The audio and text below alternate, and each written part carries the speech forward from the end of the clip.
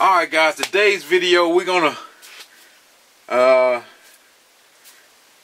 just looking at it. I don't know what we're gonna do, but this is my fishing and hunting room down here in my basement.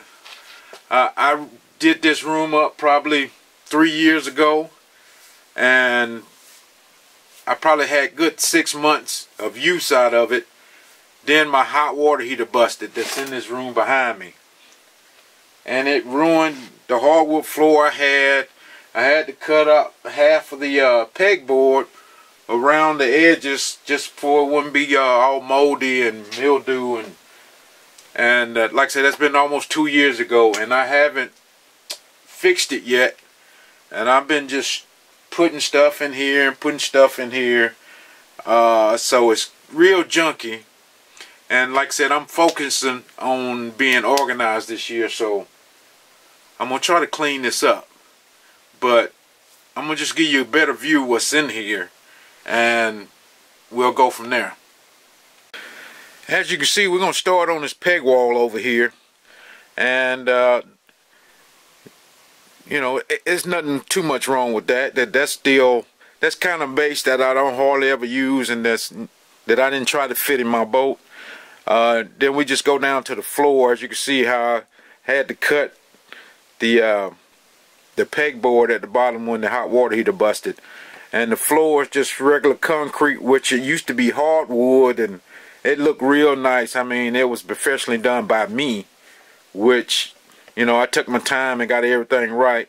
And if we pan over to my workbench here, I got that's a granite top. I had got the granite top. I cut it and I put it on top of these cabinets that I got from a salvage place. I redone the cabinets and the upper cabinets. I refinished them and got them all looking neat and nice. And if we keep going around, you can see that's where I stack all my rods at, in that corner. As you can see, I got plenty of rods, but we'll go over my arsenal this year a little later in the video. We keep going around. I kind of designated this side of the room for hunting and this side for fishing. But as you can see on this side, I haven't got much for hunting or anything like that. I just got an old couch that I thought I would be down here doing tackle on and everything, but I never got to really use it, so it just stacked with stuff. And as you can see, I got all my fishing containers. When I clean out my boat, this is normally the part that I have in my boat right here. But these are old containers that I used to use, but I went to the waterproof containers, all waterproof containers this year. Well, last year I did that. And this is the old ones, and just a whole bunch of junk. So I got to get all that cleaned out. And if I move you over to this other peg wall, this is kind of the hard bait wall here with the crankbaits. Let me give you a better view of that. This is the crankbaits, chatterbait, not chatterbaits, but rattle traps, that type thing, line, hats, you know, that type stuff. But as you can see, it's just, I got junk everywhere. So I'm gonna sit here and look at MLF Pro Bass Tour, and I'm gonna try to do something with this room, try to clean it up the best I can, and so I can be organized. Alright guys, it is the next day, and I worked probably about 2 hours yesterday. Had to stop, and this morning I came in, worked probably another 2 hours, 2.5 hours, and I believe I got her cleaned up good enough to actually find something or do any kind of work I want to do in here. As you can see in the background, I got a lot of baits put back on the wall. I even brought in a new cabinet that I've been had since I did this room back years ago, and it's a good place where I can put stuff. And I got my my soldering iron machine over there. place to just another workbench area that I can actually do something on. Other than that, like I said, got everything placed on the wall that I had loose in the floor. I removed all the containers, and I just basically junked up another area. So I'm gonna have to work on that area where I moved everything, clean that area up. But this area is clean. So I'm gonna set my rods up, and let's go through my arsenal for this year. Another thing, like I said, I got all the walls and pegboard, so I can put up anything anywhere in this room that I wanted to. And I thought that was a great idea at the time. So, and I still do. I mean, like I said, I could just place any baits, any hooks anywhere I want to in this room, and wouldn't have a problem with it. But another thing, I just want to show you a couple of old flashers that I bought off eBay, just trying to decorate the room up here on top of my cabinet. I thought was kind of neat, but most people hadn't seen these flashers like this. They're just portable flashers that I guess the guys that do ice fishing would use. I thought was pretty cool.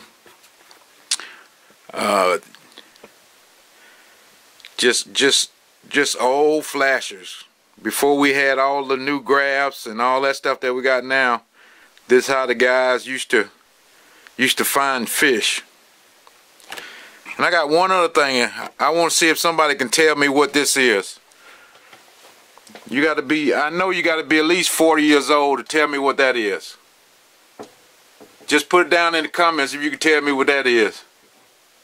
I thought it was pretty cool when I found it on eBay. But let's get to the rods. Alright guys, this is my arsenal for 2019. These are Berkley's E-Motion rods. And I'm pairing those with the Daiwa's Tatula 100s. And my spinning rods are some, they are Revo X's. I've been using the Berkley rods for probably about the last 3 years, and I've been slowly but surely switching my old rods out for these E-Motion rods. And a couple of weeks ago, found out that Berkley was having a half-off sale, and these rods are normally like $80. I'm not a big expensive rod buyer, and these rods they feel good to me. I mean, I never had a $250 rod, nothing like that, so I can't tell you how they feel, but they feel the way I want them to feel. They do what I want them to do. But like I said, they normally like $79, $80, but Berkley had them half off sale at $40. So I went and bought what my money could handle, and I probably bought 12, 13 of them. And I've been slowly switching my reels out for the Tatula 100s with the T-Wing, and they throw super long distances. So I'm wanting to switch everything out to those. So when I grab a rod, they all be the same with the reel and the rod, you know, combo. I got different size rods. I got 6.9s, I got 7-footers, I got 7.2s, I got 7.6s, and I even got some 7.9s for deep cranking. And like I said, the spinning reels are the first time I'm using the Revo X's this year. I wanted to go up to a little nicer spinning reel this year, and I normally use the cheap, $30, $40 spinning reels. These I got at Bass Pro Shop for $99. But the not the E-Motions, but the actual Daiwas, I normally get them off eBay for around, like I said, $98, $99. I don't too much spend over $100 for any reel or rod. That's just me. I'm not cheap, as you can see, you know, I'm not cheap. I spend the money to make my fishing, well, try to make my fishing better. But this is what works for me. I mean, other people might have to have this expensive rod and reels. That's just, you know, the way they do it. But this is the way I do it. So, but I'm happy with it. As you can see, I got plenty rods with no reels on it. So over time, I'm a working guy just like everybody else. Over time, I, you know, buy 1 or 2 reels here and there just to, when the smoke clears, you know, I have probably another 4 or 5 reels on some of these new rods. But as you can see over here, I still got my old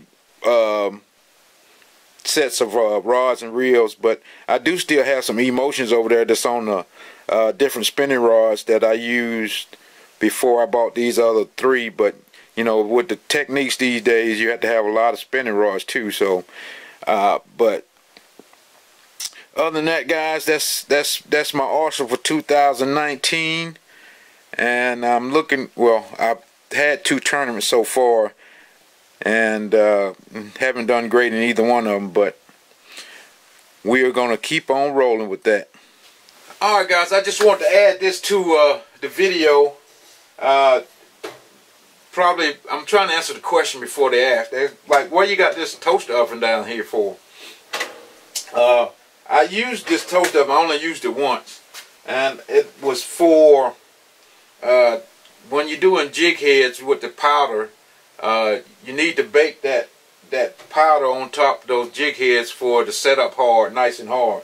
But like I said, I really don't like this powder.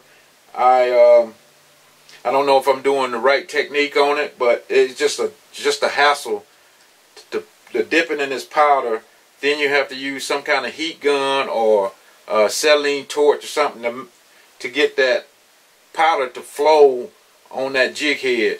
And it hadn't worked out good for me because it clogs up the eyes on the jig head and that type thing. Then you have to try to clean that out, which I too much don't care for it. So what I do, I just paint mine with this type paint, and you know, really all I do is dip it in and pull it out and let it drip a couple times. And but you still got to clean out the eye on it, but it's much easier. It's probably a lot more steps in it because you have to put the base, you have to put the paint, then you have to put a gloss over top of it. But with the powder, you just have to, you know, use the powder and bake it, and that's it. But it hadn't worked out good for me, so I just paint mine. And over here, we just got lights for when I, you know, work here on this bench. I can put some extra light on the situation, that type thing. So, and plus I'm still watching Major League Fishing. And we got bass on today at Lake Lanier, which is a lot of fishing going on, which gets you in the mood to just want to make something. You know, with everything clean and nice, it makes you want to create something that, you know, somebody else don't have. But other than that, guys, I think that's about it. I just wanted to add that before everybody started asking questions about stuff that's, you know, just surrounding here, what I use it for and why it's here. So we're gonna keep on moving, and that's it. Alright, guys, I just wanted to add this to the video. But if you guys like this type video, just let me know down in the comments. I know everybody used to me being the hunter part of it, but like I said, with bass fishing being I probably bass fish way more than I hunt. So I just want to know if you guys like these type videos, and if you want more of that type thing. I want to talk to you guys more and get involved in who you are, and let you guys know who I am a little bit more. So just let me know down in the comments, and we're gonna make sure we make this an epic season, going for the bass to hunting to whatever we can do. Like I said, hopefully here in the spring we'll get on some spring food plots, and we'll do all that type stuff just like we always do. But again, fellas, I appreciate you watching. Make sure you subscribe to the channel if you haven't. That would help out a lot. That would help my channel out a lot. and we can keep on doing this, so we can make it even bigger. We can start taking some trips and that type thing. So, and if it's any manufacturers or any guys out there that make lures and all that good stuff that want me to demo it or just field test it, just let me know. I'll leave my email down in the description, and you can contact me that way, and we'll go from there. But other than that, guys, we out of here again. To the next video, we'll see you. Thanks for watching.